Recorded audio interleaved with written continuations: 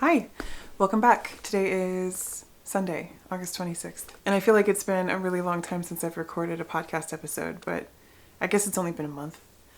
I've had to take a big step back from social media this month. Very, very much unplanned because I'm pregnant. I'm not very good at making announcements, so there you go. I am about probably 10 and a half to 11 weeks along. We're not entirely sure because I have sort of longer cycles, but we're going in for a dating ultrasound tomorrow and we'll find out exactly how far along we are. We actually had an ultrasound on Friday. It was informal, like a bedside one with my nurse midwife, and we got to see the heartbeat and the fingers and toes and head and nose, and it made everything worth it because this has been such an incredibly brutal first trimester for me. I've been really sick, like much sicker than I was with my daughter. So I've had to take a step back from everything and just focus on sleeping. Essentially, I feel like I've slept pretty much the last 2 months straight. And I've had to, push some of my projects aside and just kind of refocus my energy on growing a baby. So I'm hoping that in the coming weeks I'll start to feel a little better because I think I started feeling better with my daughter when I turned 13 weeks or so, heading into the second trimester, and then the second trimester was really great. So I'm hoping that happens again this time around and I feel better really soon. And I know that me feeling sick means that the baby is getting what it needs in terms of like my hormones and stuff. So it's almost reassuring in a way that I feel this way. But I'm the kind of person that, like, if I don't feel well, I start to feel low and like kind of depressed, especially if I can't knit. So I'm trying to just stay positive and focus on keeping my mind calm and clear, and so far so good with all of that. But that's why you haven't seen me around Instagram or Ravelry or anything. And if I haven't responded to any messages, then I am sorry. I'm really sorry. I will try to get around to them as soon as I possibly can. So you can imagine I haven't been knitting very much, but I do have a couple works in progress that I want to share with you. And I also want to talk about the Natural Dye Knit Along, which is ending in just a few days.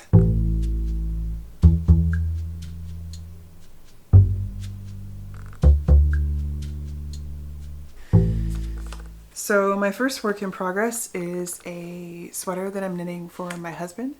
Last year, my husband decided that he wanted to learn how to knit, so he purchased a sweater quantity of yarn from Knit Picks.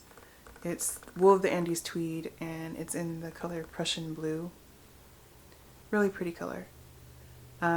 It's just he didn't have enough time to knit. Like, he just doesn't have enough time. He's a really busy guy. So I found the yarn last month and asked him if he would like me to knit him a sweater with it for his birthday, which is in October. So he said yes, and I put the information for the amount of yarn he bought and the weight and all that into the database on Ravelry, and they didn't really have a whole lot of patterns that I would be interested in knitting for him, given all of the information that I inputted. Like, I really wanted to knit him like a cable-y sweater or something, but yeah, I think you probably need a lot more yarn than what he has to knit cables because it just takes up so much yarn. But I did find a pattern for like a raglan sweater that I think he's gonna like. It's called Barrett by Veronik Avery. There are a couple modifications that I'm planning on making. I don't know if you can see, but the bottom hem here, the bottom hem here is garter stitch, and I have made it 2x2 rib, and I am planning to maybe make the V in the V-neck a little bit less deep, because I think he would prefer that. But I showed him this sweater and he liked it. The detailing on the shoulders is really nice. I don't know if you can see that.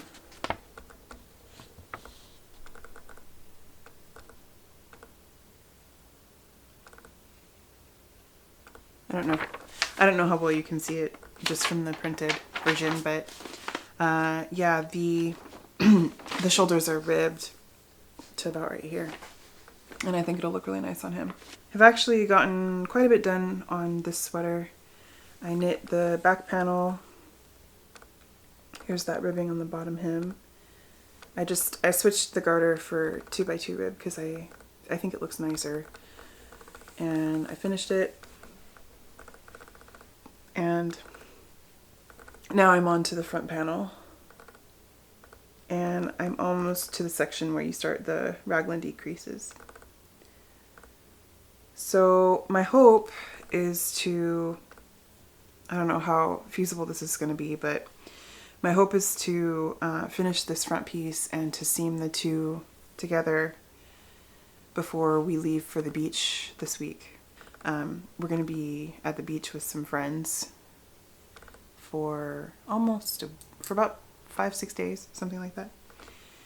And I thought this would be a nice project to work on while we're there because it's pretty simple. And I can just knit up the sleeves while I'm sitting around talking to people. So we'll see how far I get with that. But I still have a little over a month before I have to finish it in order to have it done in time for his birthday. So I think I'm on track with that. It's been nice to work on that project because it's just been stockinette, so I don't really have to look at it. Because with my nausea and stuff, I've been really dealing with a lot of like dizziness. So the simpler the projects right now, the better. My second project is the Speedy Selbu mitts by Ellie of Skeindeer Knits. And I have to say, I'm really excited that she decided to put out a second Selbu mitten club this year because I missed last year. And I honestly don't think that I was like mentally ready for last year's club. Though I would love to go back and knit all those patterns because I think they're gorgeous and I kept seeing them in my feed and I was just always so jealous every time I saw. Yeah, one of the things that drew me to making this right now is that the Speedy Selbu mittens are made using like Aran weight or worsted yarn. And so you can get one mitten done in a sitting. And I've actually made one whole mitten, thumb included, but I ended up having to tear it out because I used needles that were a little too big. The pattern calls for size 8, US 8s, and I use size 9s because my 8s were occupied. And I hate taking needles off of a project and switching them to another. I just hate doing that. So out of my laziness, I decided to use size 9s and figured it would be okay, even though I didn't really like the fabric I was getting, because I thought that the yarn would bloom, and this is the yarn I'm using for the Speedy Selbu mitts. It's Let Lopi. So I thought the yarn would bloom and everything would even out and everything. But after I blocked it and saw the fabric, I decided that I didn't like it at all. So I ripped it out. And then I went down to size 7s and I made another one. And I like the way that this one looks a lot better. It's just cleaner. You can see the design better. And it fits my hand a lot better too. I did change up the striping down here. I did the short cuff, but then I decided I liked the 2 lines a little better instead of just one solid line.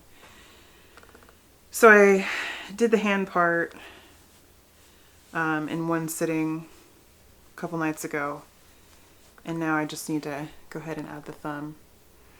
And I have to say that knitting a mitten in like this in the thicker yarn has been really, really helpful in helping me figure out like exactly what I need to do for all the parts it wasn't as overwhelming is what I'm trying to say. And I feel a lot more confident about making another one in a smaller gauge yarn. And I've actually purchased all the yarn for the rest of the mittens in the Selbu Mitten Club, the second one. So I'm ready when she releases the next one. That's one of the things I really like about her releasing her Selbu Mitten Club, is that she tells you yarn recommendations. And if you're kind of new to the types of yarns that work well for Selbu mittens, that's incredibly helpful. So I just went to the Woolly Thistle and ordered yarn from them because they have Rauma and Letlopi and Jameson and Smith, and you don't have to pay the overseas shipping when you order from them. Actually, I think I got free shipping because I ordered like $65 worth or something. So yeah, mittens.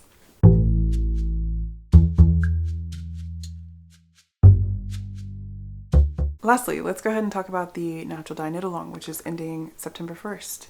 For those of you who are participating in the Natural Dye Knit Along on Ravelry, please make sure that you share your project in the Natural Dye Knit Along finished objects thread. And for those of you who are participating through Instagram, please, please, please make sure that you tag your project with Natural Dye KAL FO. I really don't want anyone who wants to win a prize to miss out on the opportunity to be drawn. So I just wanted to put that out there as a last reminder for those of you who have been making things with naturally dyed yarn. Also, I wanted to share, we have another prize donation for the Natural Dye Knit Along from Amber of Yarn in Time. And if you don't know about her, you should definitely check her out because she does her natural dyeing outside in these like giant cauldrons, and it's really neat to see her stirring the plant material in with the yarn, and she's got this really cool greenhouse set up where she hangs her yarn to dry, and she's got these solar dye jars and stuff. So I've really enjoyed following along with her on Instagram stories and checking out all of her stuff. So I was really excited when she said that she wanted to donate some yarn to the Natural Dye Knit Along. And it's so beautiful. I'll go through it one by one. This one is her Superwash Merino and Mulberry Silk base. I think it's called Elige. And it's dyed with Madder Root. Really pretty. This one is her Cloudland DK base, and it's dyed with dog fennel and onion skins. And then this one is her Tallulah worsted base, which is 100% Peruvian wool, and it's dyed with hibiscus and madder.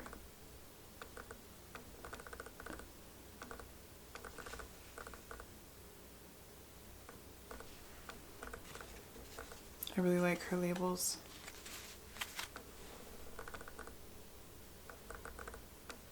I think she must use a stamp. She has ball bands and tags. And she uses the same kind of fern stamp, which is really pretty, on craft paper. So in addition to Amber's gorgeous yarns, I've already shared these in the past, but the prizes will also include some yarn from Abundant Earth Fiber and some rope bowls from Misty from Minnesota. In addition to that, I will also be including some yarn and some other local goods that I think you guys might enjoy. So I will be choosing the winner for both Instagram and Ravelry on September 1st. That is the last day. I can't believe that we're already there.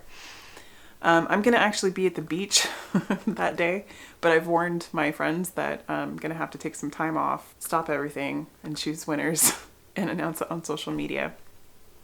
And then I'll send out the prizes when I get back home. So thank you so much to everybody who has participated in the Natural Dye Knit Along.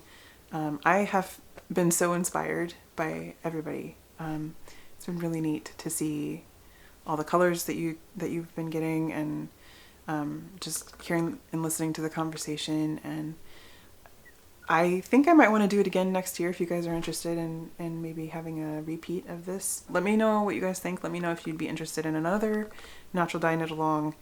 And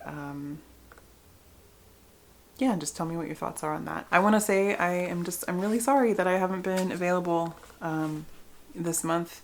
I definitely wanted to be more involved with the Natural Dye Knit Along and talking about it, and I had a lot of plans for this month and I've had to kind of put them aside, but what can you do? Anyway, that's it for me today. This is a really simple, short episode. Probably not even going to do much editing because I don't want to spend 15 hours editing. I just want to get this up. But I will see you next time with probably lots of baby knits. We're going to find out the gender of the baby pretty soon, I think, because they can tell you the gender when you do like genetic testing, and you can find out as early as I think 13 weeks or something. I guess whenever they give me the test, and then however long it takes for them to give me the results. So I'm excited about that, and yeah, I'll keep you guys updated on how all that's going, and thank you for your patience with me, and I'll see you next time. Bye.